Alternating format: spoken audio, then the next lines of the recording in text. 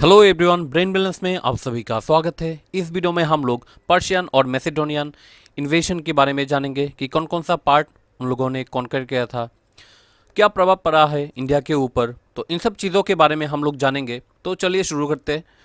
5th century BC में Iran ने invade किया था भारत के ऊपर, राइट। ईरान का जो प्राचीन नाम है वो है पर्शिया। तो पर्शिया का जो उस समय एम्पायर था वो था आर्केमेनिड एम्पायर। आर्केमेनिड एम्पायर का जो फाउंडर है वो है साइरस द ग्रेट।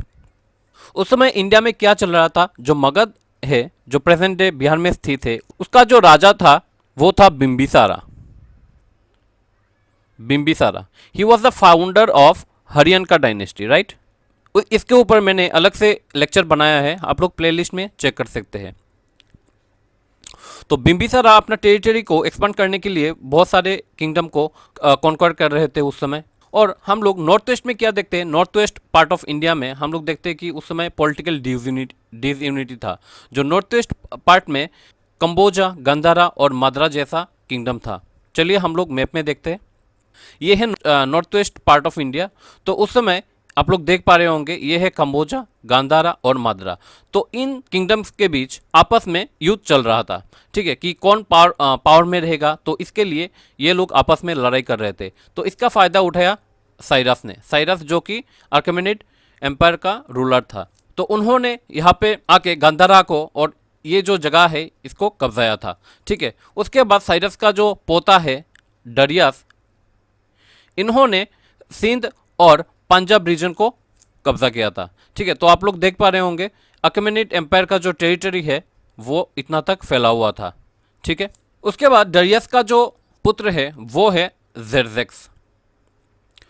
उन्होंने भारत पर आक्रमण नहीं किया क्योंकि उस समय ग्रीस और ईरान के बीच युद्ध चल रहा था कि कौन पूरा वर्ल्ड में कब्जा करे। तो क्योंकि उस समय वर्ल्ड पावर के लिए वो लोग ग्रीस और ईरान लड़ाई कर रहे थे, ठीक है, कि पूरा वर्ल्ड में कौन कब्जा करे, ठीक है। तो उन्होंने जेरजेक्स ने इंडिया पर आक्रमण नहीं किया, बल्कि उन्होंने जो इंडिया का जो पीपल है इस साइड का नॉर्थ वेस्ट पार्ट का जो पीपल है उन्होंने आर्मी में एनरोल किया है। ग्रीक के अगेंस्ट उन लोगों ने वार किया।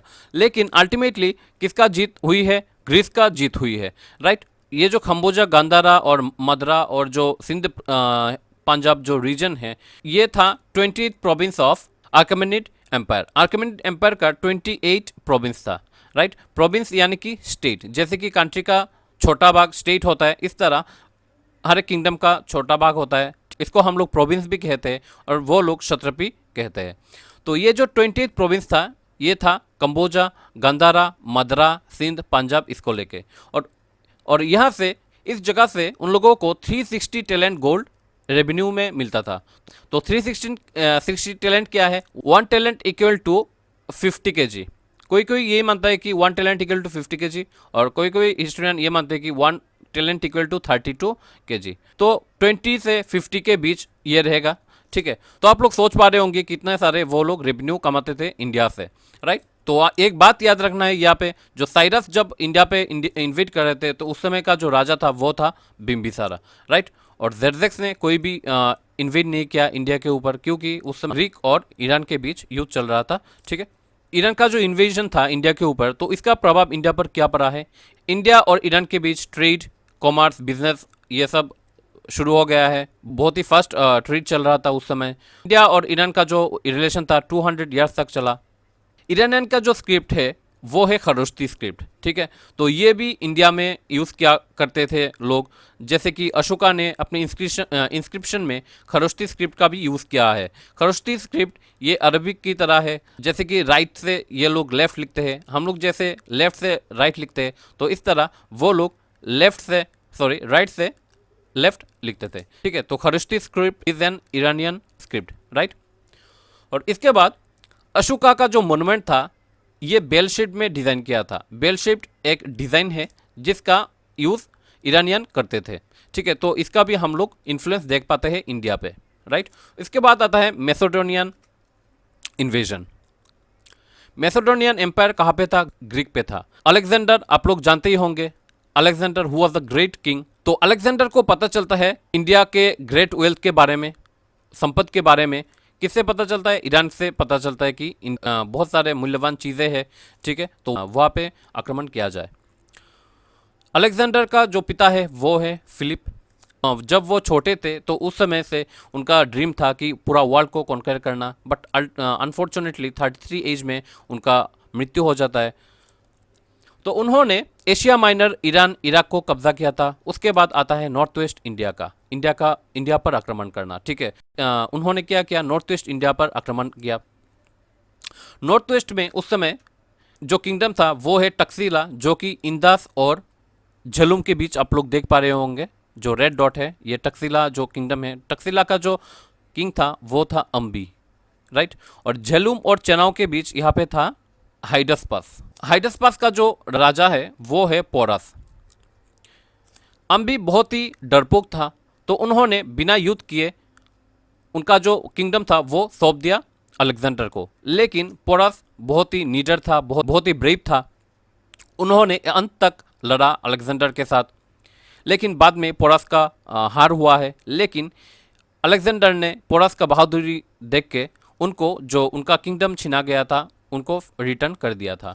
उसके बाद उन्होंने ये दोनों जगह कैप्चर करके, उसके बाद आता है चेनाब और रबी के बीच जो टेरिटरी है, इस जगह पे चेनाब और रबी के बीच जो टेरिटरी है ये कब्जाने के बाद वो लोग पीछे हट गए, क्योंकि वो लोग अंदर आना नहीं चाहते, क्योंकि उनको पता था जो उस समय मगध बहुत ही पावरफुल था, सोल्जर बहुत ही पावरफुल था।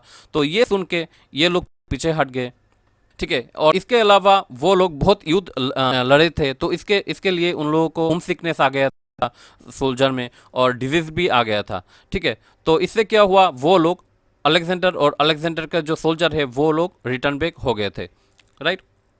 लेकिन जाते जाते उन्होंने जो नॉर्थ वेस्टर्न पार्ट जो किंगडम उन्होंने कब्जाया था वहाँ पे अपना मिनिस्टर छोड़ के गए देखभाल के लिए, right.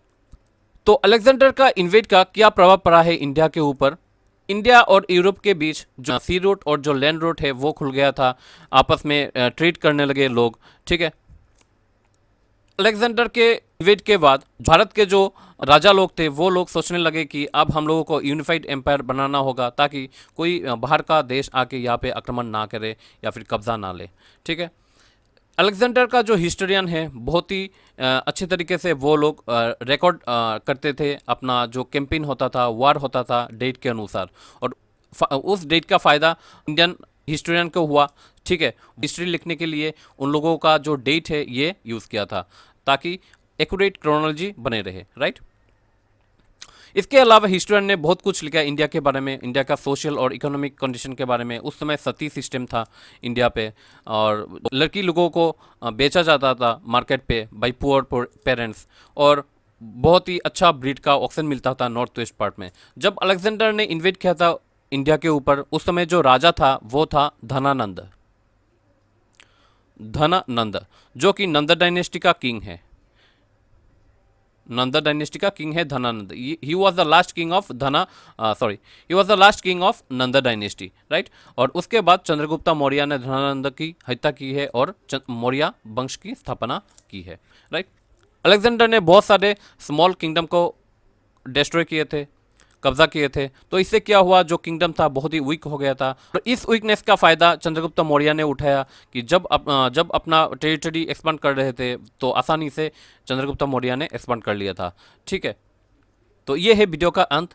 Stay blessed, catch you in the next video. Thank you.